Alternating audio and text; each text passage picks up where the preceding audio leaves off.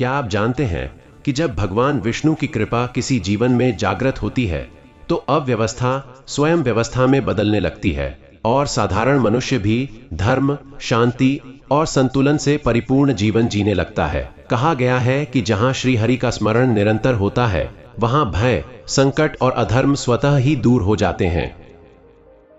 आज की इस दिव्य और पौराणिक कथा में हम जानने वाले हैं भगवान विष्णु की उसी अलौकिक महिमा को जो यह सिखाती है कि वे केवल सृष्टि के पालन करता ही नहीं बल्कि मनुष्य के कर्मों के सूक्ष्म मार्गदर्शक भी हैं। यह कथा बताएगी कि कैसे श्री हरि अपने भक्त की परीक्षा लेते हैं, उसके धैर्य और विश्वास को परखते हैं और सही समय आने पर उसे ऐसा संरक्षण प्रदान करते हैं जो जीवन की दिशा ही बदल देता है। कथा आरंभ करने से पहले मेरा आप सभी श्रद्धालु दर्शकों से हाथ जोड़कर विनम्र निवेदन है कि इस कथा को अंत तक श्रद्धा और एकाग्रता के साथ अवश्य सुने, क्योंकि शास्त्रों में कहा गया है कि जो व्यक्ति भगवान विष्णु की कथा सच्चे मन से सुनता है उसके जीवन में धर्म स्वयं उसका रक्षक बन जाता है। और यदि आपके हृदय में श्री हरि के प्रति सच्ची आस्था है तो इस वीडियो को लाइक करें, हमारे चैनल शिव इनसाइट को सब्सक्राइब करें और बेल आइकन अवश्य दबाएं ताकि ऐसी ही पवित्र, पौराणिक और आध्यात्मिक कथाएं आप तक निरंतर पहुंचती रहें। तो चलिए दर्शक बंधुओं, मन को शांत कीजिए, हृदय में श्रद्धा का दीप प्रज्वलित कीजिए और प्रवेश कीजिए भगवान विष्णु की उस दिव्य कथा में जहां हर प्रसंग धर्म सिखाता है, हर संवाद कर्म का रहस्य खोलता है और हर क्षण श्री हरि की करुणा से जीवन को आलोकित करता है। वैदिक काल से ही गुरुवार का दिन धर्म, ज्ञान, करुणा और समृद्धि का प्रतीक माना गया है। कहा जाता है कि इस दिन जब मनुष्य श्रद्धा से भगवान विष्णु और माता लक्ष्मी की कथा सुनता है तो उसका जीवन धीरे धीरे अज्ञान से ज्ञान की ओर, दरिद्रता से समृद्धि की ओर और अशांति से शांति की ओर अग्रसर होने लगता है। यह वही दिन है जब वैकुंठ लोक में भी एक विशेष दिव्यता छा जाती है।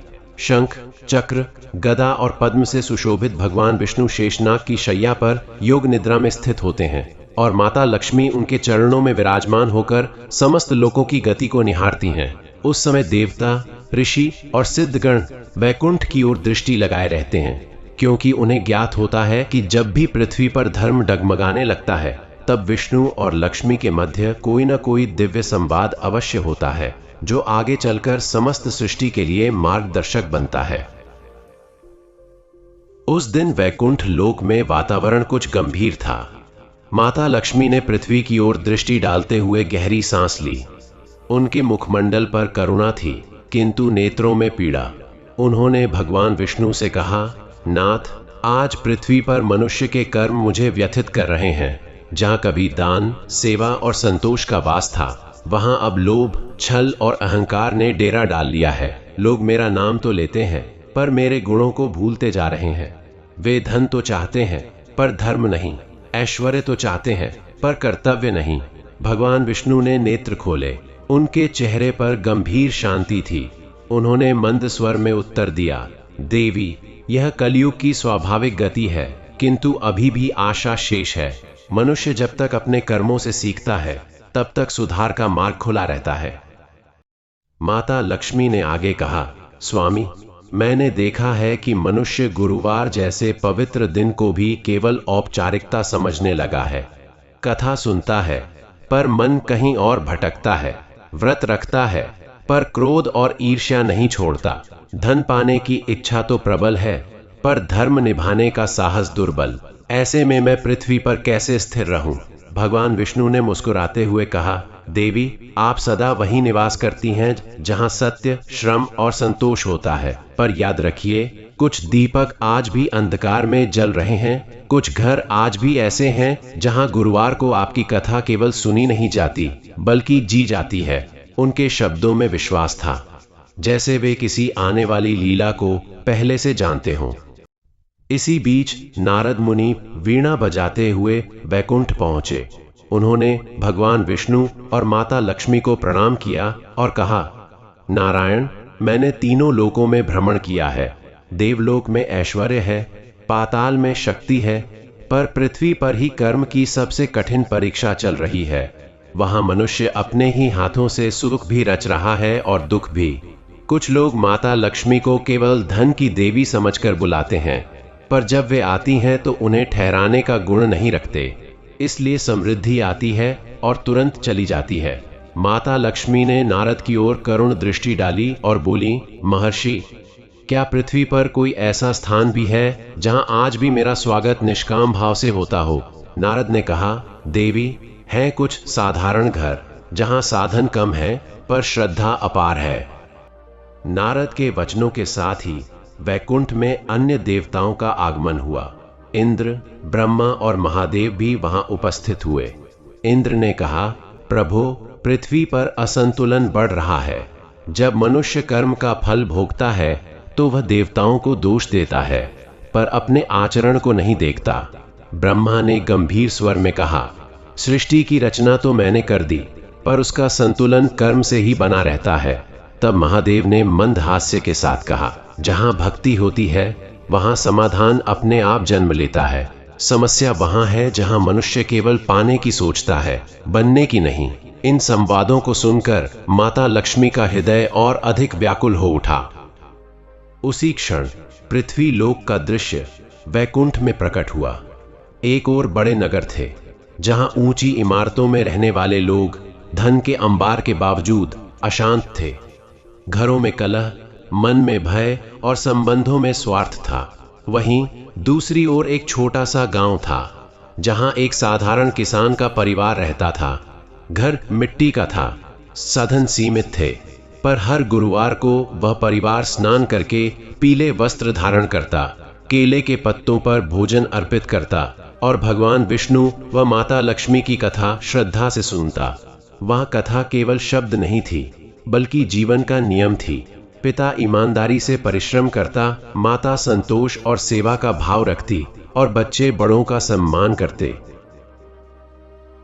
माता लक्ष्मी ने उस दृश्य को देखते हुए कहा, नाथ, यही वह स्थान है जहां मेरा मन ठहरना चाहता है। यहां मुझे बुलाने से पहले मुझे समझा जाता है। भगवान विष्णु ने कहा, देवी, यही कर्म का रहस्य है। जहां मनुष्य धर्म को जीवन में उतार लेता है वहां समृद्धि स्वतः चली आती है, पर इसे सिद्ध करने के लिए एक लीला आवश्यक है, ताकि शेष पृथ्वी भी समझ सके कि गुरुवार की कथा केवल सुनने की वस्तु नहीं, बल्कि आचरण की शिक्षा है। माता लक्ष्मी ने सहमति में सिर हिलाया, पर उनके नेत्रों से करुणा की धारा बहने लगी। उन्होंने कहा, यदि मनुष्य नहीं सुधरे तो मुझे पृथ्वी से लौटना पड़ेगा। जैसे ही माता लक्ष्मी ने यह कहा, पृथ्वी पर अचानक अस्थिरता फैलने लगी। जहां जहां अहंकार और अधर्म था, वहां धन होते हुए भी अभाव महसूस होने लगा। व्यापार में हानि, घरों में कलह और मन में असंतोष बढ़ने लगा। लोग समझ नहीं पा रहे थे कि सब कुछ होते हुए भी सुख क्यों नहीं है। ऋषियों ने ध्यान लगाया और जाना कि यह सब कर्मों का फल है। उन्होंने लोगों से कहा, लक्ष्मी को दोष मत दो, अपने कर्मों को देखो। जहां धर्म नहीं वहां लक्ष्मी टिकती नहीं। पर बहुत कम लोग इस सत्य को समझ पाए।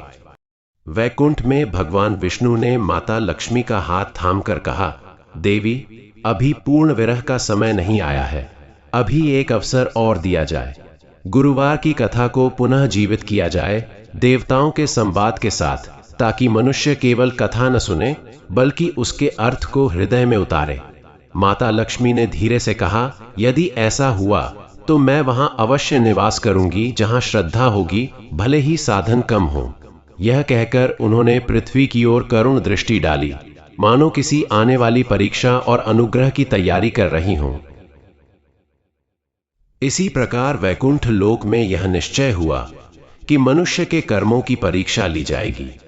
जो गुरुवार के दिन भगवान विष्णु और माता लक्ष्मी की कथा को श्रद्धा से सुनेंगे, अपने कर्मों को धर्म के अनुरूप ढालेंगे, उनके घर में सुख समृद्धि का वास होगा।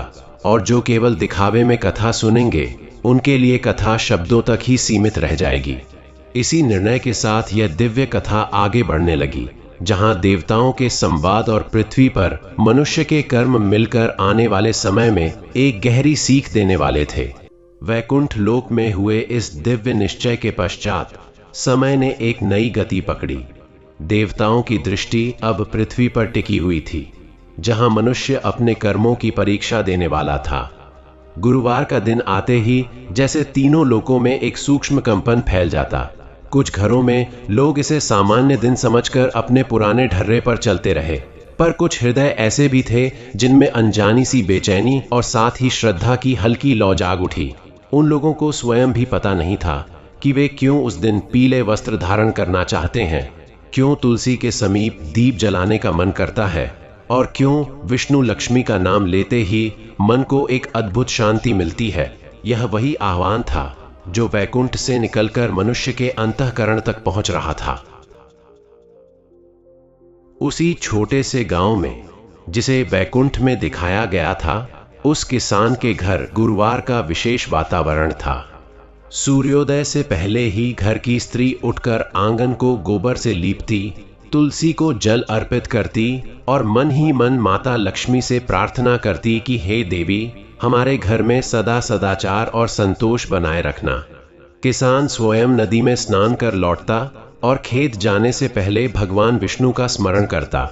उनके लिए यह कोई दिखावा नहीं था, बल्कि जीवन की सहज प्रक्रिया थी। वे जानते थे कि परिश्रम उनका कर्तव्य है और फल भगवान के हाथ में है। इसी भाव से वे हर गुरुवार कथा सुनते और बच्चों को भी यही सिखाते कि धन का अर्थ केवल संपत्ति नहीं, बल्कि चरित्र और शांति भी है। दूसरी ओर नगरों में गुरुवार का दिन केवल कैलेंडर की एक तारीख बनकर रह गया था। बड़े बड़े व्यापारी मंदिरों में दान तो देते, पर कर्मचारियों के साथ अन्याय करते। लोग माता लक्ष्मी की मूर्ति घर में रखते, पर घर के वातावरण में कटु वचन, ईर्ष्या और अहंकार भरा रहता। वे यह समझ ही नहीं पा रहे थे कि समृद्धि उनके पास टिक क्यों नहीं रही। कोई इसे भाग्य दोष कहता, कोई ग्रहों को दोष देता, पर अपने कर्मों की ओर देखने का साहस बहुत कम लोग कर पाते। ऐसे ही वातावरण में वैकुंठ से देवताओं की कृपा और परीक्षा दोनों समान रूप से प्रवाहित हो रही थीं। एक दिन उसी नगर में एक सेठ के घर बड़ा संकट आया। वर्षों से चला आ रहा व्यापार अचानक घाटे में चला गया। सेठ ने कई मंदिरों में जाकर चढ़ावे चढ़ाए, व्रत रखे, पर मन में क्रोध और भय भरा रहा। उसी रात स्वप्न में उसने देखा कि माता लक्ष्मी उसके घर से बाहर जा रही हैं। सेठ घबराकर बोला, माँ, आप मुझे छोड़कर क्यों जा रही हैं? माता लक्ष्मी ने शांत स्वर में उत्तर दिया, मैं वहां नहीं ठहर सकती जहां केवल मुझे पाने की इच्छा है, पर मेरे गुणों के लिए स्थान नहीं। नींद खुलते ही सेठ का हृदय कांप उठा। पहली बार उसे अपने कर्मों पर विचार करने की प्रेरणा मिली। उधर वैकुंठ में भगवान विष्णु यह सब देख रहे थे। उन्होंने नारद मुनि से कहा कि वे पृथ्वी पर जाकर मनुष्यों को कर्म का रहस्य समझाएं। नारद मुनि वीणा बजाते हुए गांव-गांव, नगर-नगर घूमने लगे।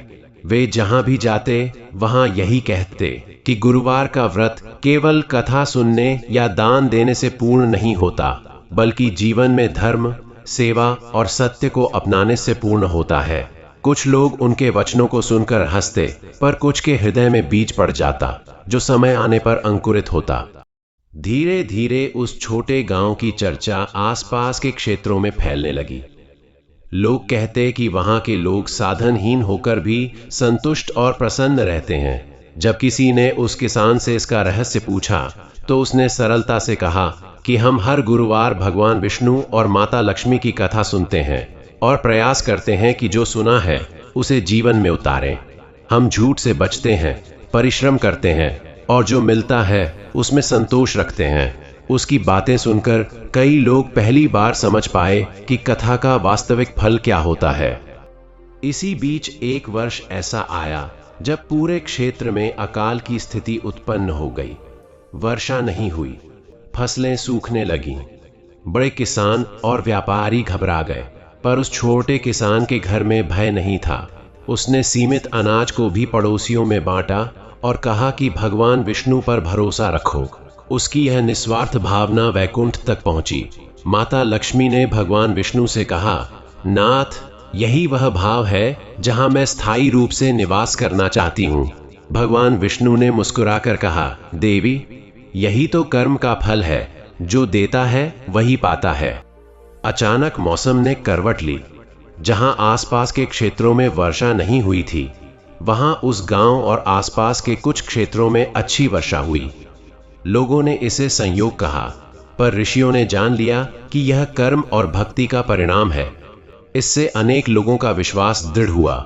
वे समझने लगे कि गुरुवार की कथा और व्रत कोई चमत्कारिक उपाय नहीं, बल्कि जीवन को शुद्ध करने का साधन है।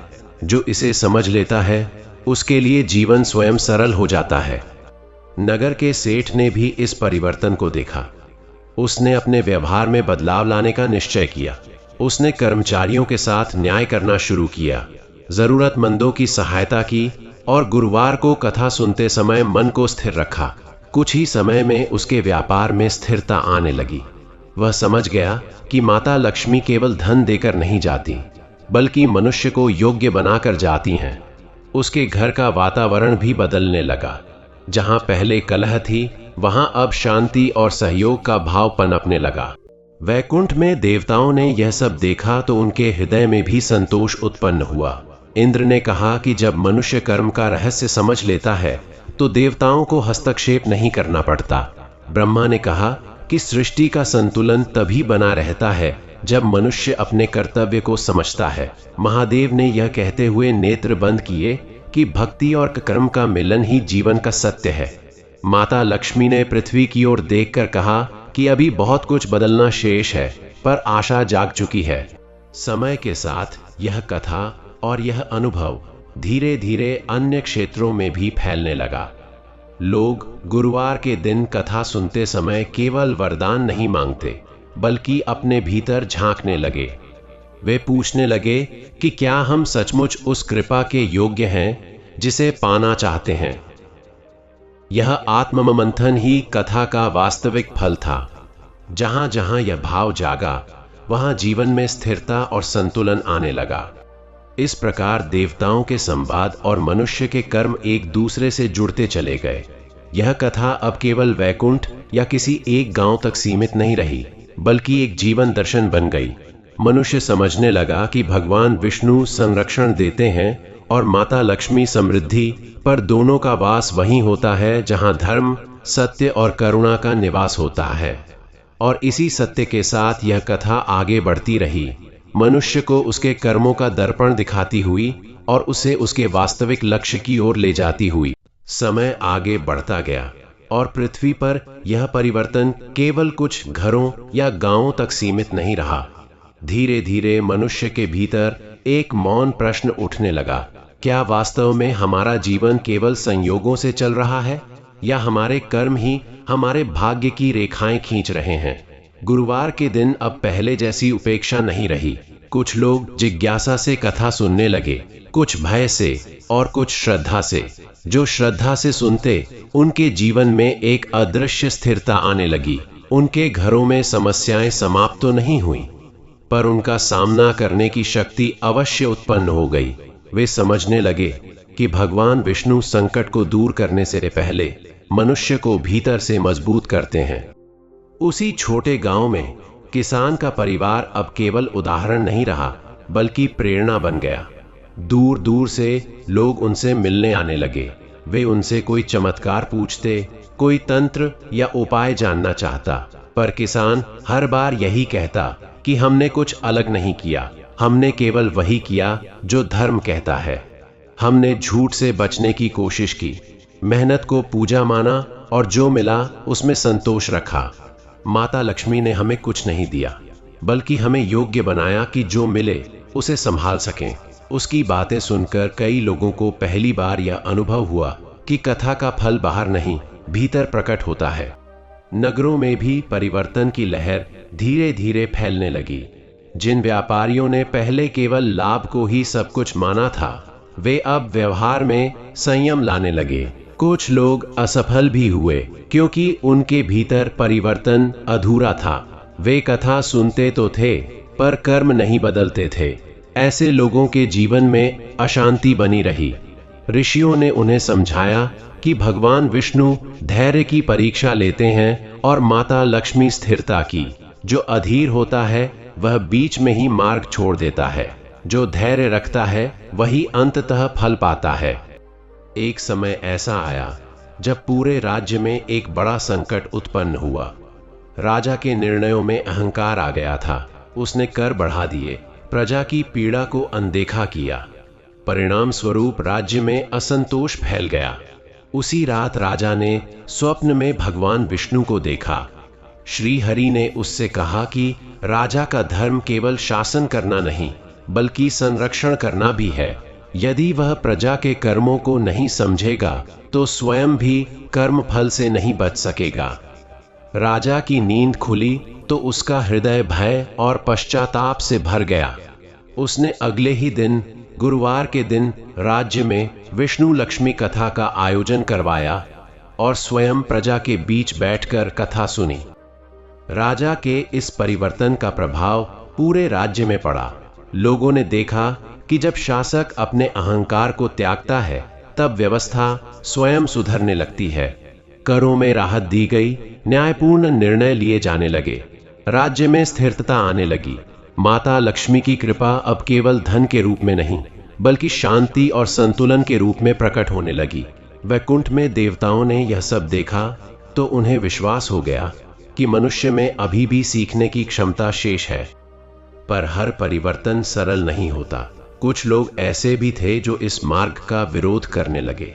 वे कहते कि यह सब अंधविश्वास है, कथा से क्या बदल जाएगा। पर समय ने स्वयं उत्तर दिया।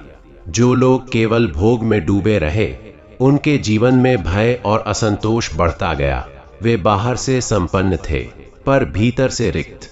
वहीं जो लोग कथा के भाव को समझकर कर्म में उतार रहे थे, वे सीमित साधनों में भी संतुष्ट थे। यह अंतर अब स्पष्ट दिखने लगा। एक दिन नारद मुनि फिर से वैकुंठ लौटे। उन्होंने भगवान विष्णु और माता लक्ष्मी को पृथ्वी की स्थिति बताई। उन्होंने कहा कि कथा ने अपना कार्य प्रारंभ कर दिया है, पर अभी मार्ग लंबा है। भगवान विष्णु ने कहा कि यही प्रकृति का नियम है, परिवर्तन धीरे धीरे आता है, पर स्थायी होता है। माता लक्ष्मी ने कहा कि जहां जहां मनुष्य कर्म को धर्म से जोड़ रहा है, वहां मैं स्वयं पहुंच रही हूं, भले ही लोग मुझे पहचाने या नहीं। पृथ्वी पर अब गुरुवार का दिन केवल एक धार्मिक दिन नहीं रहा, बल्कि आत्मनिरीक्षण का दिन बन गया। लोग उस दिन अपने सप्ताह भर के कर्मों पर विचार करने लगे। क्या हमने किसी के साथ अन्याय किया? क्या हमने लोभ में आकर सत्य को छोड़ा? यह प्रश्न उनके भीतर उठने लगे। यही प्रश्न उन्हें धीरे धीरे बदलने लगे। कथा अब केवल सुनाई नहीं जाती थी, बल्कि जीवन का हिस्सा बनती जा रही थी। उस किसान के बच्चे बड़े हो रहे थे।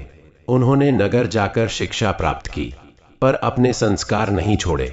उन्होंने जहां भी गए वही मूल्य अपनाए जो उन्होंने घर में सीखे थे। वे ईमानदारी से कार्य करते, दूसरों का सम्मान करते। धीरे धीरे वे भी समाज में आदर्श बनने लगे। लोग समझने लगे कि पीढ़ियों तक चलने वाली समृद्धि धन से नहीं, संस्कार से बनती है। यही माता लक्ष्मी का वास्तविक रूप था। समय के साथ यह कथा एक मौन नियम की तरह समाज में बसने लगी। लोग यह नहीं कहते थे कि हमने कथा सुनी इसलिए यह मिला, बल्कि यह कहते थे कि हमने अपने कर्म सुधारे इसलिए जीवन सरल हुआ।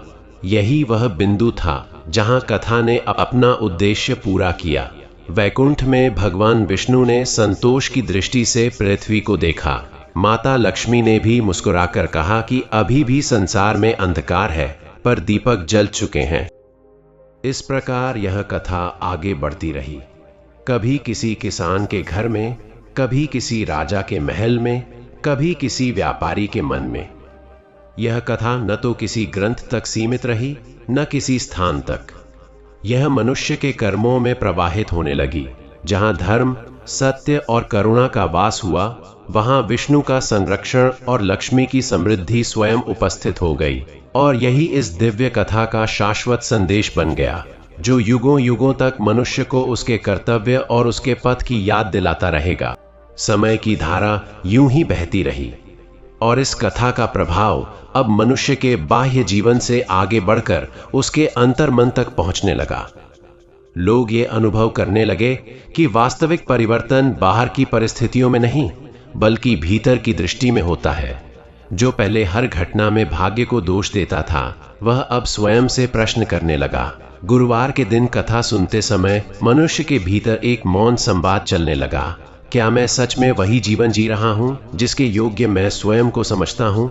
यह प्रश्न ही वह बीज था जिससे विवेक का वृक्ष धीरे धीरे अंकुरित होने लगा। गांव और नगर के बीच का अंतर अब केवल भौगोलिक नहीं रह गया था, बल्कि जीवन दृष्टि का हो गया था। जिन लोगों ने कथा को केवल सुनने तक सीमित रखा, वे समय के साथ थक गए। उन्हें लगा कि कुछ बदल नहीं रहा। वहीं जिन लोगों ने कथा के भाव को अपने आचरण में उतारने का प्रयास किया, उनके जीवन में छोटे छोटे परिवर्तन दिखने लगे। उनके संबंध सुधरने लगे, क्रोध की जगह धैर्य आने लगा और लोभ की जगह संतोष ने स्थान लेना शुरू किया। यह परिवर्तन इतना सूक्ष्म था कि आरंभ में स्वयं उन्हें भी उसका आभास नहीं हुआ, पर समय के साथ उसका प्रभाव स्पष्ट होने लगा। एक दिन उसी क्षेत्र में एक वृद्ध ऋषि का आगमन हुआ। उनका जीवन सादगी का प्रतीक था। लोग उनसे आशीर्वाद लेने आए और अपने अपने दुख सुनाने लगे। ऋषि ने सबकी बातें सुनी और फिर कहा कि दुख का मूल कारण बाहर नहीं, भीतर है। जब मनुष्य अपने कर्मों का भार दूसरों पर डाल देता है, तब उसका दुख बढ़ता है। जब वह अपने कर्मों की जिम्मेदारी स्वीकार करता है, तब समाधान का द्वार खुलता है। उन्होंने गुरुवार की कथा का स्मरण कराते हुए कहा कि विष्णु संरक्षण देते हैं, पर मनुष्य को स्वयं चलना होता है। लक्ष्मी समृद्धि देती हैं, पर उसे संभालना मनुष्य का दायित्व है। इसी बीच कुछ युवाओं ने इस कथा को अपने जीवन में प्रयोग करने का निश्चय किया। वे पहले केवल अपने लाभ के बारे में सोचते थे, पर अब उन्होंने समाज के लिए भी कुछ करने का संकल्प लिया। उन्होंने मिलकर गांव में एक छोटा सा अन्न भंडार बनाया, जहां जरूरतमंदों को भोजन मिलता। उन्होंने इसे किसी दान का नाम नहीं दिया, बल्कि कर्तव्य कहा। जब उनसे पूछा गया कि उन्हें यह प्रेरणा कहां से मिली, तो उन्होंने कहा कि गुरुवार की कथा ने उन्हें यह समझाया कि समृद्धि तभी टिकती है जब वह साझा की जाती है। नगरों में भी अब नई पीढ़ी सोचने लगी थी। वे अंधविश्वास और आस्था के बीच का अंतर समझने लगे। उन्होंने देखा कि यह कथा किसी चमत्कार का वादा नहीं करती, बल्कि कर्म का दर्पण दिखाती है। वे अपने कार्यस्थलों पर ईमानदारी और पारदर्शिता लाने लगे। कुछ को प्रारंभ में हानि भी हुई, पर उन्होंने धैर्य नहीं छोड़ा। धीरे धीरे उनके प्रति विश्वास बढ़ा और उनके प्रयास फल देने लगे। वे समझ गए कि भगवान विष्णु की कृपा तत्काल नहीं, स्थायी होती है। राज्य में अब गुरुवार को सार्वजनिक रूप से कथा का आयोजन होता, पर वह केवल आयोजन नहीं रहता। उस दिन राजा स्वयं अधिकारियों के साथ बैठकर पिछले सप्ताह के निर्णयों की समीक्षा करता। वह पूछता कि क्या किसी निर्णय से प्रजा को अनावश्यक कष्ट तो नहीं हुआ। यह दृश्य पहले कभी नहीं देखा गया था। प्रजा ने पहली बार अनुभव किया कि शासक भी आत्मनिरीक्षण कर सकता है। इससे राज्य में विश्वास का वातावरण बना। माता लक्ष्मी की कृपा अब करों की वृद्धि में नहीं, बल्कि संतुलित व्यवस्था में दिखाई देने लगी। पर इस मार्ग पर चलना सभी के लिए सहज नहीं था। कुछ लोग बीच में ही थक गए। उन्हें लगा कि यह मार्ग बहुत धीमा है। वे फिर से पुराने रास्तों पर लौट गए। पर जिन्होंने धैर्य रखा, उनके जीवन में एक स्थायी शांति ने जन्म लिया। वे समझ गए कि सुख का अर्थ समस्याओं का अभाव नहीं, बल्कि उनका सामना करने की क्षमता है। यही क्षमता विष्णु की कृपा और लक्ष्मी के आशीर्वाद का संयुक्त स्वरूप थी। समय बीतने के साथ यह कथा अब बच्चों की कहानियों में भी स्थान पाने लगी। बुजुर्ग अपने अनुभवों के साथ इसे सुनाते, माता पिता इसे संस्कार के रूप में देते और बच्चे इससे जीवन के नियम की तरह स्वीकार करते। उन्होंने देखा कि जिन घरों में यह कथा केवल त्योहारों तक सीमित नहीं रहती, वहां संबंधों में मधुरता बनी रहती है। वहां मतभेद होते थे, पर मनभेद नहीं। यही वह सूक्ष्म समृद्धि थी जिसे माता लक्ष्मी मौन रूप से प्रदान कर रही थीं। वैकुंठ में भगवान विष्णु और माता लक्ष्मी यह सब देख रहे थे। उनके लिए यह कोई चमत्कार नहीं था, बल्कि कर्म का स्वाभाविक परिणाम था। भगवान विष्णु ने कहा कि जब मनुष्य स्वयं को बदलने का साहस करता है, तब सृष्टि भी उसके अनुकूल होने लगती है। माता लक्ष्मी ने कहा कि मैं वहीं जाती हूँ जहां मुझे रोका नहीं जाता, जहां अहंकार मुझे बाहर नहीं करता। उनके शब्दों में करुणा भी थी और सत्य भी। एक समय ऐसा भी आया जब इस कथा को लेकर विवाद उत्पन्न हुआ। कुछ विद्वानों ने इसे केवल नैतिक शिक्षा कहकर खारिज करने का प्रयास किया, पर समाज ने स्वयं उत्तर दिया। लोगों ने देखा कि जहां यह कथा जीवन में उतरी, वहां स्थिरता आई। जहां इसे केवल शब्दों तक सीमित रखा गया, वहां असंतोष बना रहा। यह अनुभव किसी तर्क से नहीं, जीवन से सिद्ध हो रहा था। धीरे धीरे यह कथा एक परंपरा से आगे बढ़कर चेतना बन गई। लोग गुरुवार को केवल व्रत नहीं रखते, बल्कि उस दिन अनावश्यक वाद विवाद से बचते, किसी जरूरतमंद की सहायता करते और अपने भीतर झांकते। यह दिन अब आत्मशुद्धि का दिन बन गया था। यही वह बिंदु था जहां कथा ने समाज की धारा को सूक्ष्म रूप से मोड़ दिया। उस किसान के परिवार की अगली पीढ़ी अब विभिन्न क्षेत्रों में कार्य कर रही थी। कोई शिक्षक बना, कोई व्यापारी, कोई सेवक, पर सभी के भीतर एक समान गुण था, कर्तव्य के प्रति निष्ठा। वे जहां भी गए वहां यही भाव फैलाया कि समृद्धि का अर्थ केवल लेना नहीं, देना भी है। लोग उन्हें देखकर प्रेरित होते और पूछते कि उन्हें यह शिक्षा कहां से मिली। वे मुस्कुराकर कहते कि यह हमारे घर की गुरुवार की कथा का प्रसाद है। समय के साथ इस कथा का स्वरूप बदलता गया, पर उसका सार वही रहा। यह अब केवल विष्णु और लक्ष्मी की कथा नहीं, बल्कि मनुष्य और उसके कर्म की कथा बन गई। यह बताने लगी कि देवता दूर नहीं, बल्कि उसी जीवन में उपस्थित है जहां धर्म और करुणा का वास है। जहां मनुष्य अपने कर्म को ईश्वर को अर्पित करता है, वहां जीवन स्वयं पूजा बन जाता है। अंततः यह कथा किसी निष्कर्ष पर समाप्त नहीं हुई, क्योंकि जीवन स्वयं निरंतर चलने वाली कथा है। यह कथा भी उसी जीवन की धारा में प्रवाहित होती रही। हर गुरुवार, हर कर्म, हर निर्णय में यह मौन रूप से उपस्थित रही। और यही इसका सबसे बड़ा सत्य था कि विष्णु का संरक्षण और लक्ष्मी की समृद्धि कोई बाहर से मिलने वाली वस्तु नहीं, बल्कि भीतर जागने वाली चेतना है, जो मनुष्य को उसके वास्तविक पथ पर निरंतर अग्रसर करती रहती है। समय की इस निरंतर यात्रा में कथा का प्रभाव अब और भी गहरा होता गया। मनुष्य ने यह अनुभव करना शुरू किया कि जब वह अपने प्रत्येक कर्म में सजगता लाता है, तब जीवन स्वयं उसे दिशा देने लगता है। अब लोग यह नहीं पूछते थे कि भगवान कहाँ हैं, बल्कि यह सोचने लगे थे कि क्या उनके अपने कर्म ऐसे हैं कि ईश्वर का वास उनमें हो सके। गुरुवार का दिन उनके लिए स्मरण बन गया। स्मरण इस बात का कि संरक्षण और समृद्धि मांगने से पहले स्वयं को उस योग्य बनाना आवश्यक है। यही चेतना धीरे धीरे उनके स्वभाव का हिस्सा बनती चली गई। समाज में अब संबंधों का स्वरूप भी बदलने लगा था। पहले जहां स्वार्थ प्रधान था, वहां सहयोग का भाव जन्म लेने लगा। लोग समझने लगे कि विष्णु का संरक्षण केवल बाहरी संकटों से नहीं, बल्कि संबंधों के टूटने से भी बचाता है। माता लक्ष्मी की कृपा केवल धन के रूप में नहीं, बल्कि विश्वास, सम्मान और संतुलन के रूप में प्रकट होने लगी। जिन परिवारों में पहले तनाव बना रहता था, वहां संवाद ने स्थान लिया। यह परिवर्तन किसी आदेश से नहीं, बल्कि समझ से उत्पन्न हुआ था।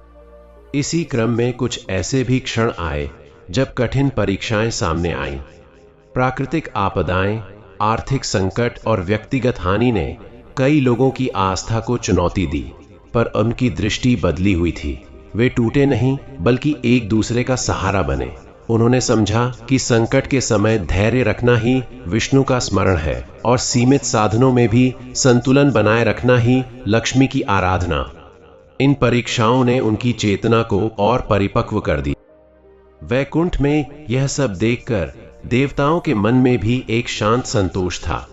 उन्हें ज्ञात था कि मनुष्य ने कोई नया मार्ग नहीं खोजा, बल्कि अपने ही भूले हुए पथ को पुनः स्मरण किया है।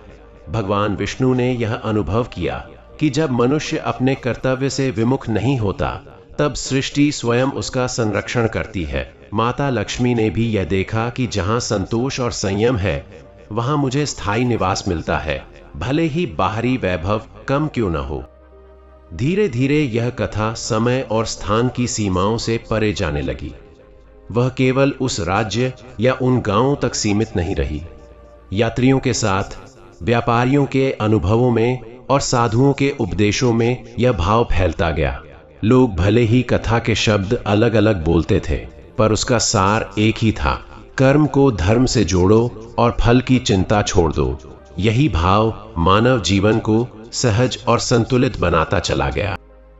अंत में यह कहा जा सकता है कि यह कथा किसी एक युग की नहीं रही, यह हर उस मनुष्य की कथा बन गई जो अपने जीवन में अर्थ, स्थिरता और शांति की खोज में है। जहां भी कोई व्यक्ति अपने कर्म को ईश्वर को अर्पित कर सादगी, सत्य और करुणा के साथ जीवन जीने लगा, वहीं यह कथा जीवित हो उठी और इसी जीवंतता में विष्णु का संरक्षण और लक्ष्मी की समृद्धि युगों युगों तक मानवता का मार्गदर्शन करती रहेगी। समय के इस निरंतर प्रवाह में जब यह कथा मनुष्य की चेतना में गहराई से उतरने लगी, तब जीवन की छोटी छोटी घटनाएं भी उसे किसी बड़े सत्य की ओर संकेत करती प्रतीत होने लगी। जैसे प्रत्येक अनुभव स्वयं एक उपदेश बन गया हो।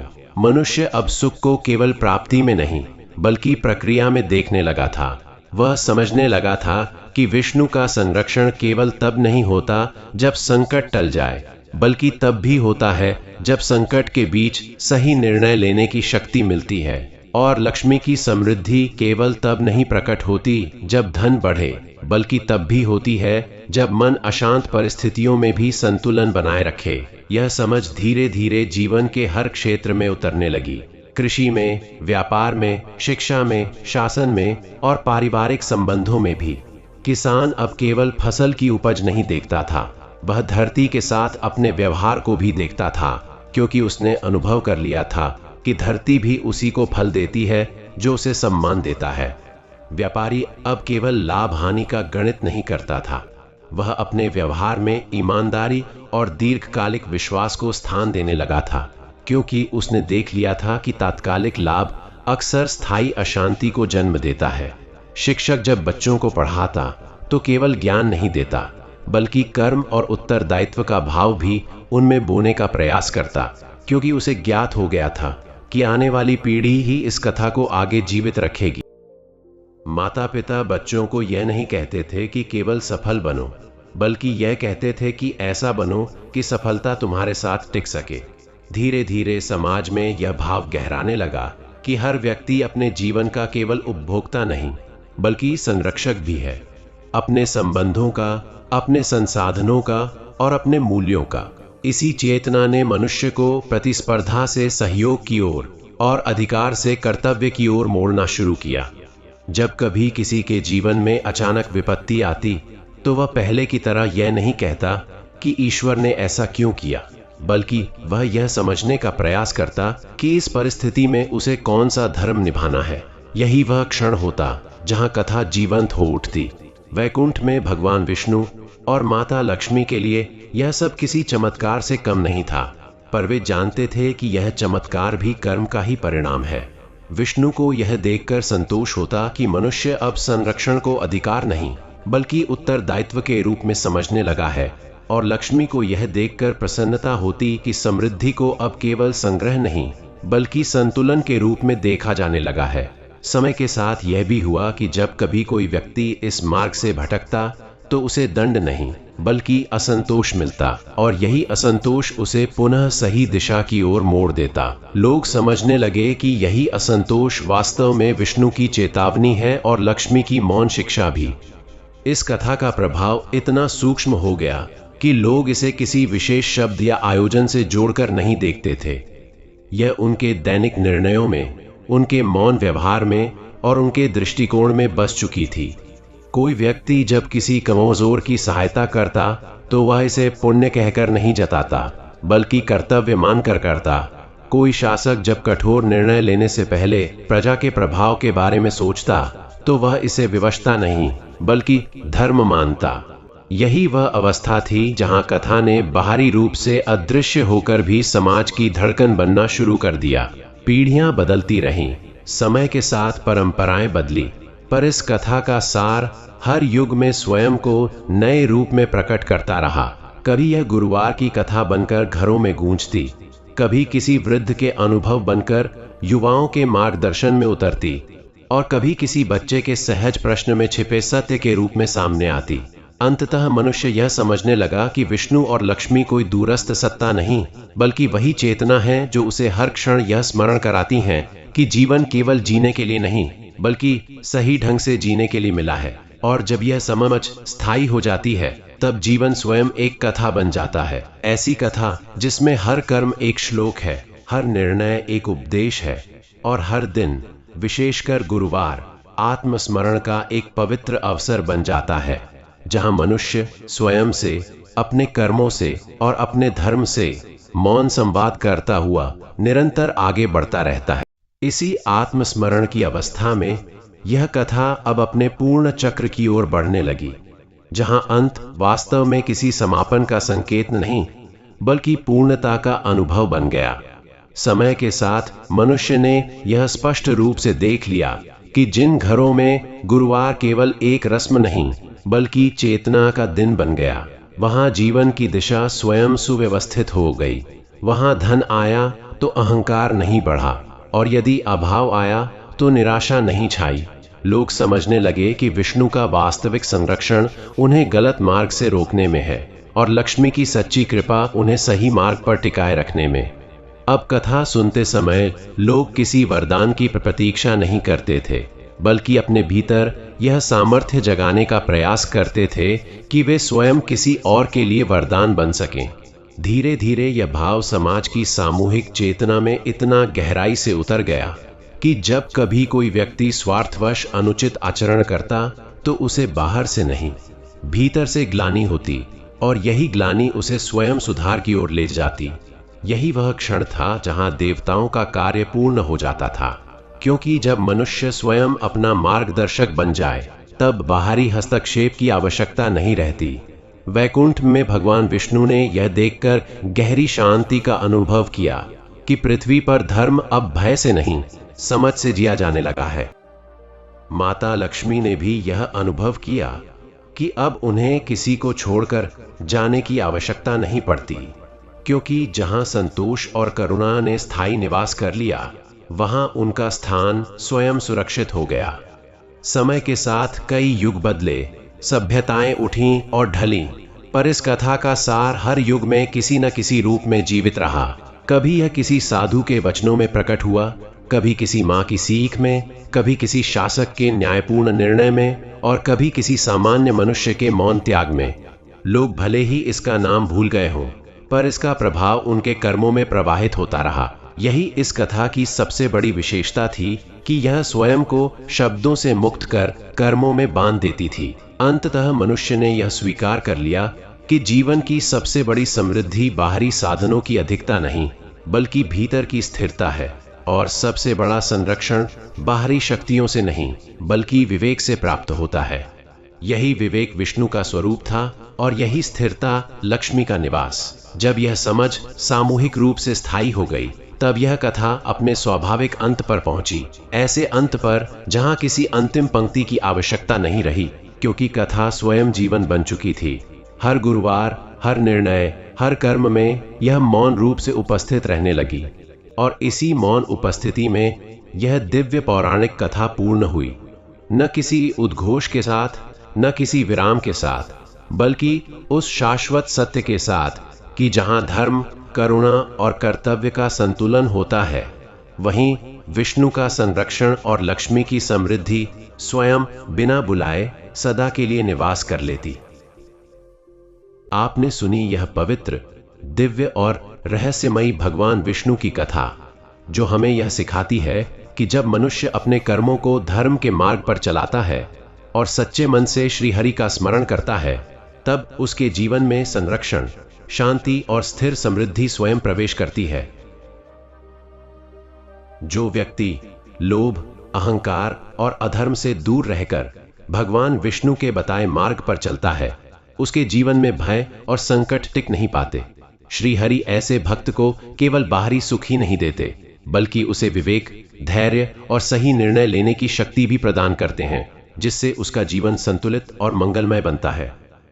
इसलिए हे भक्तजनों, इस पावन समय में सत्य, सदाचार, करुणा और सेवा को अपने जीवन में स्थान दीजिए, और प्रत्येक कार्य को भगवान विष्णु को समर्पित भाव से कीजिए।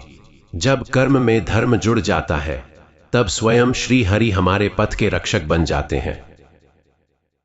यदि आपको यह दिव्य कथा प्रिय लगी हो, तो कृपया इसे लाइक करें, अपने मित्रों और परिवारजनों के साथ अवश्य साझा करें, ताकि अधिक से अधिक लोग भगवान विष्णु की कृपा और उनके संरक्षण का अनुभव कर सकें। और यदि आप भी चाहते हैं कि आपके जीवन में श्री हरि का आशीर्वाद सदैव बना रहे, तो हमारे चैनल शिव इनसाइट को सब्सक्राइब करना न भूलें और बेल आइकन अवश्य दबाएं, क्योंकि यहां आपको मिलेंगी सनातन धर्म से जुड़ी ऐसी ही पवित्र, पौराणिक और आध्यात्मिक कथाएं। भगवान विष्णु आप सभी के जीवन में शांति, संतुलन और समृद्धि बनाए रखें। जय श्री हरि, जय सनातन धर्म।